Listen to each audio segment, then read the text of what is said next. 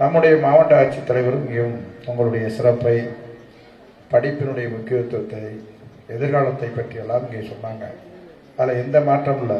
அப்படியே இங்கிட்டு திரும்பி பாருங்க, எல்லாரும் இங்கிட்டு பாருங்க, என் மேடையில் பாருங்க, அங்கிட்டு திரும்பி பார்க்காதீங்க வேடிக்கையை. முன்னும் வரிசையில் எத்தனை பேர் உட்காந்துருக்காங்க? 8 பேர் இருக்கிறோம்.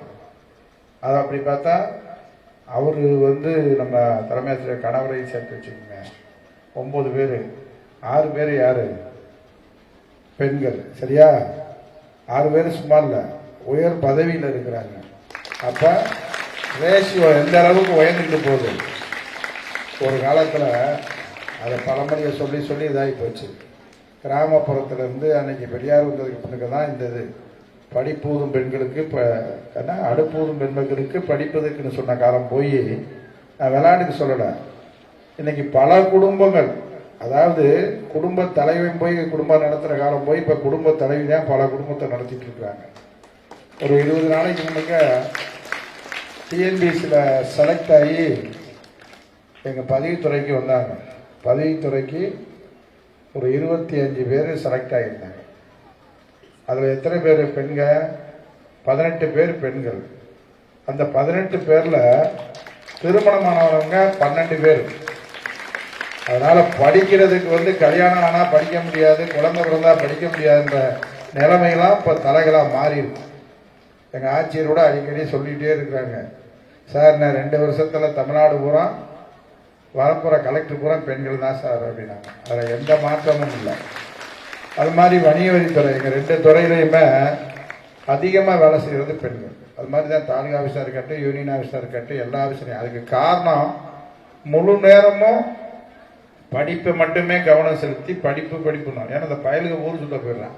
இன்னும் கொஞ்ச நாள் அவங்களும் படிக்கணும் சொல்லிக்கிட்டே இருக்கிறாங்க. இப்போ அவங்க படித்த போய் பெண்கள் தான் இந்த அளவுக்கு இன்னைக்கு ஒரு மிகப்பெரிய முன்னேற்றத்தில் வருஷத்துக்கு வருஷம் ஆயிட்டு இருக்குது. அது மாதிரி டிஎன்பிசியில் செலெக்ஷன் பெண்கள் தான் அதிகமாக. இப்போ கூட ஒரு செலெக்ஷன் பண்ணாங்க, அதுலேயும் அதிகமாக பேர் சதவீதத்தில் பெண்கள் தேர்ச்சி பெற்றிருக்காங்க. ஒரு காலம் உங்கள் காலம்தான். ஏன்னா இப்போ அந்த அளவிற்கு எது நினைச்சாங்களோ, நம்முடைய முத்தமிழறிஞர் தலைவர் கலைஞர் எப்படி நினைச்சாரு, படிப்புலையும் அதே சமயத்தில் வேலை வாய்ப்பில், அது மாதிரி அரசியலில் நீங்கள் வரணும்னா எல்லா ஒதுக்கீடும் செஞ்சு கொடுத்தாரு. இன்னைக்கு அதை பூரா கனவல்ல நினைவாக்கி கொண்டு இருக்கிறீர்கள். ஏறத்தாழ 60 ஆண்டு காலத்திற்கு முன்னதாக தந்தை பெரியார் சொன்னதை பேரறிஞர் அண்ணா அவர்கள் ஆரம்பித்து வைத்ததை கலைஞர் தொடங்கி கொண்டு வந்தார். இன்றைக்கு இருக்க மாடல் ஆட்சி, திராவிட மாடல் ஆட்சி செய்து கொண்டு இருக்கக்கூடிய நம்முடைய முதலமைச்சர் அவர்கள் அதை செயல்படுத்தி கொண்டே இருக்கிறார். என்ன பண்றாரு, எல்லா துறையுடைய காலையில் இந்த 100 நாள் வேலைக்கு போயிடுவாங்க கிராமத்தில். அப்போ போகும்போது அந்த பிள்ளைகளுக்கு சமைக்காம படிச்சும் படிக்காம அதோட ட்ரெஸ் அதெல்லாம் பாவம், அது அறவுரையோட அது கூட நேரம் இல்லாமல் படிக்க சாப்பிடாம வந்துருங்க.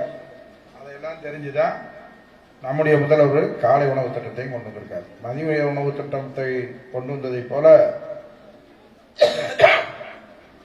காலை உணவு திட்டத்தை இப்ப கொண்டு வந்தார். காலை உணவு திட்டத்தை மட்டும் இல்ல, என்ன பண்ணாங்க, சரி கலைஞர் மகளிர் உரிமை தொகை எல்லா குடும்ப தலைவருக்கும் கொடுத்தாரு. அது மட்டும் பத்தாது, அரசு பள்ளி படிக்கிற பிள்ளைகள்லாம் மேல் படிப்பு படிக்கணும். மேல் படிப்பு படிக்கணும்னா இப்ப சொன்னாங்க பாரு, உங்க தலைமை ஆசிரியர் என்ன சொன்னாங்க, குடும்ப சூழ்நிலையின் காரணமாக 2 குழந்தைகள் 2 பேர் படிக்கல, அதை நான் ஆட்சியர்கிட்ட கூட்டி போனேன். அது 2 பேரும் இன்னைக்கு படிச்சு நல்ல மார்க் வாங்கி இப்போ +1+ படிக்குதுன்னு. அதுக்கு காரணம் குடும்ப சூழ்நிலையினால சில பிள்ளைகளை படிக்க வைக்க முடியலன்றது தான் நம்ம முதலமைச்சர் மனசுல கொண்டு இப்ப என்ன சொல்லியிருக்காரு, கல்லூரி படிக்கக்கூடிய அரசு பள்ளிகளில் படித்திருக்கக்கூடிய மாணவ செல்வங்களுக்கு மாசம் 1000 ரூபாய் கொடுக்குறீங்க. அந்த 1000 ரூபாய்ன்றது போதும், ஏன்னா பஸ் இலவசம். அதனால வீட்டில் அப்பா அம்மாவுக்கு கூட தொந்தரவு கொடுக்க முடியாம நீங்களே உங்க காலில் சொந்த காலில் நின்று படிக்கிறது மாதிரி படிச்சு வரணுன்றதுக்காக அந்த 1000 ரூபாய் கொடுக்குறாரு. இதுதான் தாயுள்ளம் கொண்ட நம்முடைய முதலமைச்சர் அதிகமாக பெண்களுக்கு செய்கிறாரு. அதுலேயும் குறிப்பாக மாணவ செல்வங்கள் இந்த எதிர்காலத்தை உங்க கையில தான் இருக்கு, அதுல எந்த மாற்றமும் இல்லை. அதனால நீங்க நம்ம ஸ்கூல்ல இருந்து டாக்டர் இன்ஜினியராக வரணும், ஐஏஎஸ் ஐபிஎஸ்ஸாக வரணும். தலைமை ஆசிரியர் வந்து இங்கே சொல்கிற போது பெருமையாக இருந்துச்சு.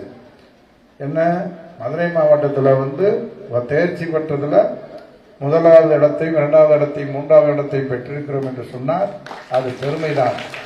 ஆனாலும் கூட இந்த ஆண்டு நீங்கள் 100% தேர்ச்சி பெறுகிற போது அந்த ஆசிரியர் பெருமக்களுக்கு தலைமை ஆசிரியர் எல்லாம் தங்குவதற்கு என்னுடைய நிதியில, சட்டமன்ற நிதியிலிருந்து உங்களுக்கு எல்லா வசதியும் இருக்கிற மாதிரி ஒரு 50 லட்சம் ஒதுக்கி தருவேன்.